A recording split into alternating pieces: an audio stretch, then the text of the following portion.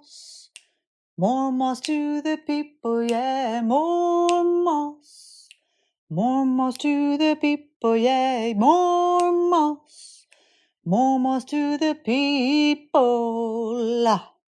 Hi, this is Åsa Nilsson, and you're listening to More Moss to the People, where each week we're going to be talking about slowing down, even hurling ourselves off of the Ferris wheel of the production first mentality, and choosing to live a courageous life based on our own needs first, and daring to be different in a world where sameness is encouraged more highly than living a life of authenticity. Sit back, relax, and enjoy the show.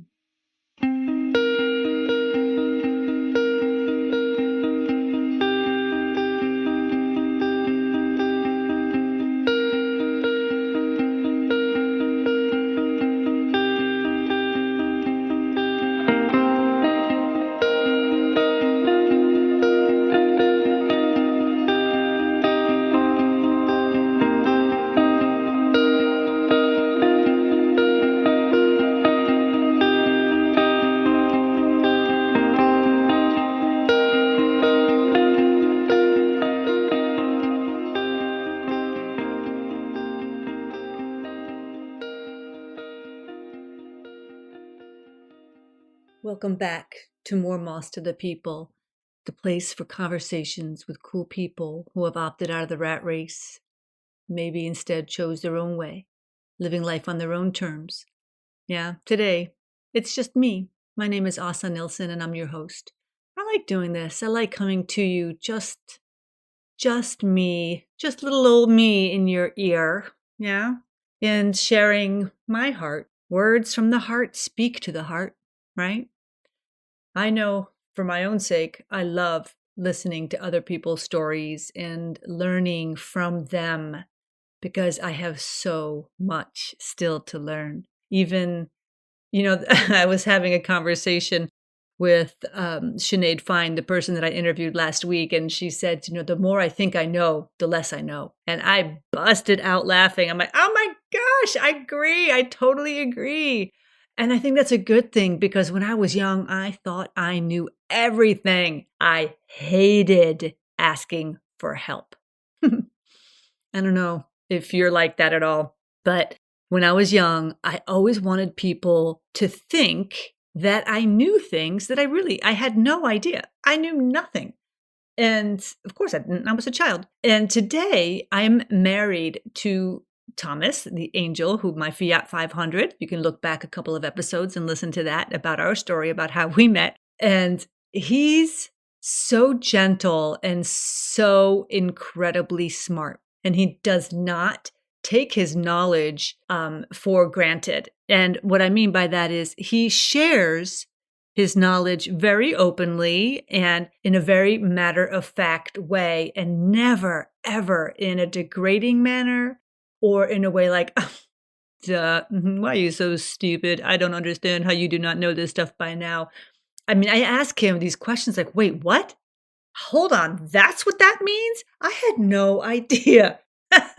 And for me, as a young person then who couldn't even ask for help and I had to figure it all out by myself, I couldn't just raise my hand and say, excuse me, I do not understand, because I had such a high need for wanting to fit in. I didn't want people to know that I didn't know. Now, I'm going to admit something to you here that not very many people know about me. And since I have only 2 listeners on my podcast, I don't think that this is going to be breaking the bank here, but and don't forget to subscribe. That is, when I was young, when I was 5 and we moved to America, I started first grade. And you start when you're 6 years old. And I had just moved to Sweden in June, and then I turned 6 in July. So I started first grade then in September. And I didn't know any English before I came to Sweden. When I came to America, I didn't know any English. I was 5 years old. Why would I know English? So I had to learn very, very quickly. Now, if you are a bilingual person, trilingual person, if you have multiple languages in your home, or if you grew up with people from different cultures, or if you have been surrounded by different languages, well, then you know that it's kind of hard to keep them all straight.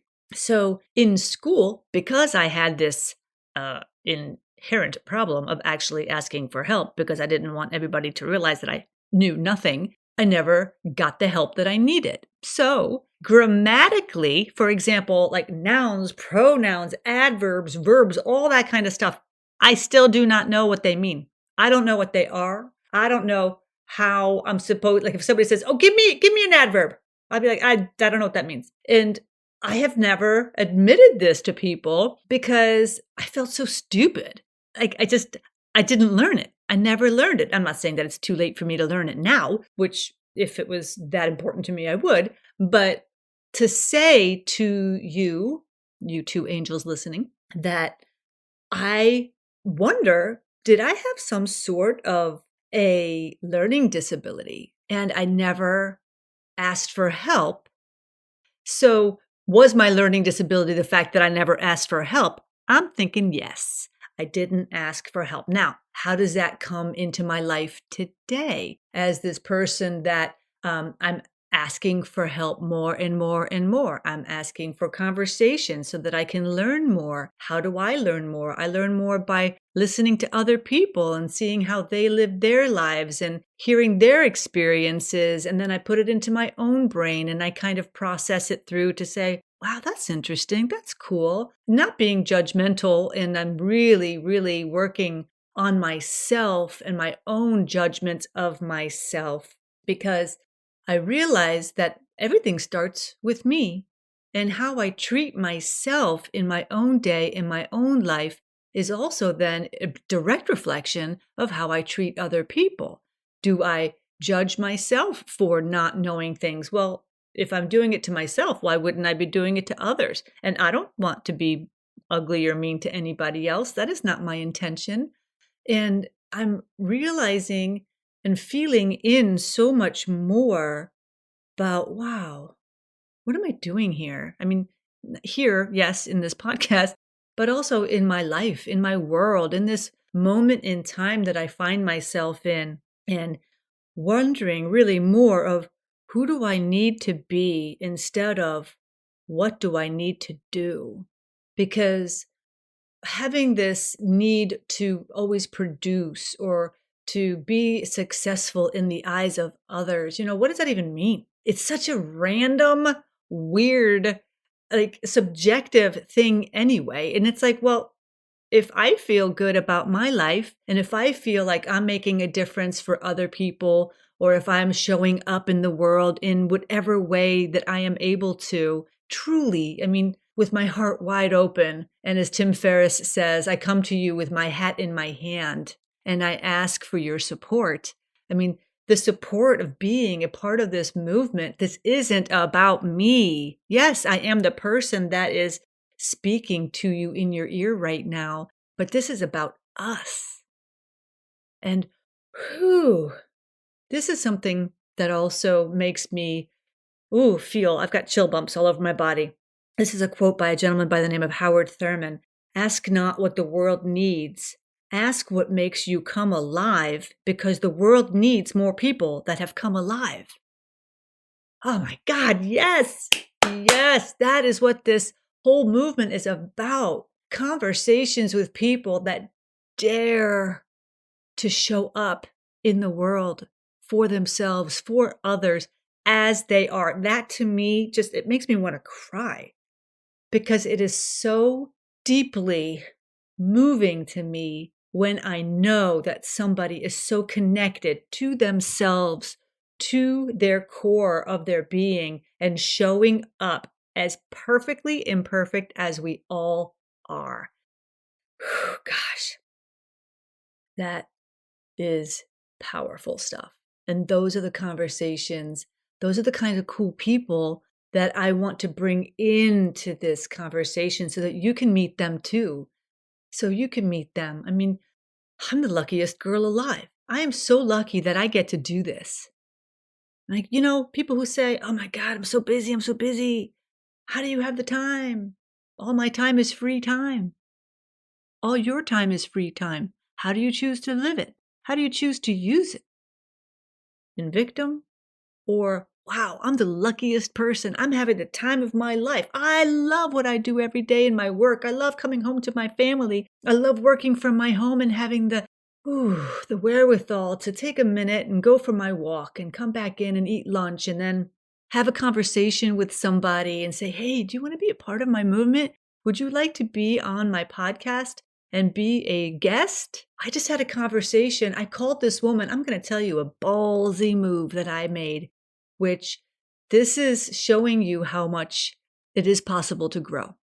So I'm one of those people that if I'm in a room with the star, I won't look at the star because I don't want them to think that, oh my God, that person's stalking me. Like, oh my God, they want my autograph. Like that kind of like weird vibe. Because I mean, if I was a star, I would not want people to be like coming up to me and wanting to talk to me all the time. So I just want to live my life. So I had this a list. I created a list of people that I really wanted to interview. I wanted to invite to be my guest on the podcast. And there was one person that I have never met, and she doesn't know me, and I really don't know her. But of course, I fell in love with her because I have been watching her YouTube channel. And I was introduced to her YouTube channel by a friend here in Sweden by the name of Therese Eriksson, who is an incredible videographer.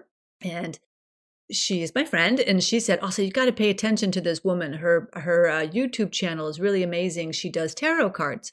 And she does them in a very interesting way. I'm like, oh, that's cool. Yeah, sure. I want to go check her out. Well, I started to watch her YouTube channel, and she has 350,000 followers or viewers or whatever on her channel, or people who have subscribed to her channel. And I fell in love with her because she's so kind and she seems so real and so she shows up. She shows up. She starts crying doing tarot. She's laughing. She's singing. She's bringing it all. And that to me is a very admirable personality trait. Somebody who can show up so real. Because, I consider myself to be showing up so real for you. Of course, like attracts like, yeah? So I started to watch her and I started to listen to her bi-monthly episodes where she does every single astrological sign twice a month. And they're like 45-minute videos. I mean, that's a lot of work, like serious amount of work. And she is so spot on with her messages. And so I put her on my list. I'm like, yeah, I'm going to call her up and I'm going to ask her if she would be my guest. And so, of course, knowing me, I'm like, I'm not going to do it. I'm not going to do it. Hell no, I'm not asking her. God, it's silly. She's like famous. She's kind of famous. And I'd be calling a famous person me. I have like 2 episodes of my podcast and I have at that point 1 follower and that was myself. And so now I have 2. And I did it. One day I got the balls on, man. I was on my walk. I stop my walk. I take out my telephone. I go into Instagram. I go into DM and I leave her a voice message because, of course, I've been following her on her Instagram too, because I want to see what she's like as a person, not just doing her tarot, but as a human being. What is she like? Do I like what she stands for? Do I like how she speaks? Do I like that she shows up for herself and others and she's an animal lover? All these things that make a big difference in my life. And I left her this message that was maybe 20 seconds long, asking her, telling her that I'm a follower of hers and I really respect her and I love how she does tarot. And I just started my new podcast and it's called More Moss to the People. And if you are interested, I would love to interview you. Let me know. Go ahead and take a look at it and just, get back to me if you're interested. Bam, that's it. And like 2 hours later, I get a response. Yes, I'd love to. What? What do you mean you'd love to? I honestly thought it was a scam. I thought that her account had been hacked and the hacker was writing me back saying, yeah, sure, you can interview me, like some psychopath who's stealing people's accounts. I didn't believe it. And then this week, I actually got to meet with her. We had a chat.